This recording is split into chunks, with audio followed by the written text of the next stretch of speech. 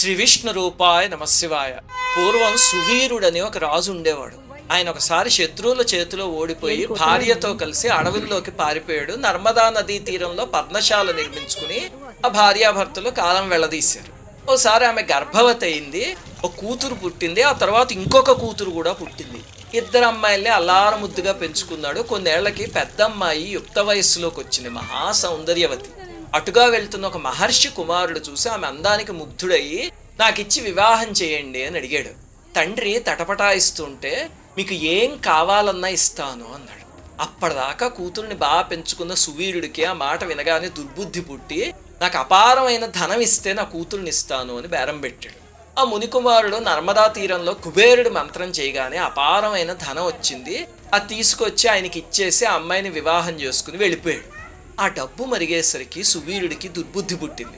చిన్న కూతురు యవ్వనంలోకి వచ్చాక ఆమె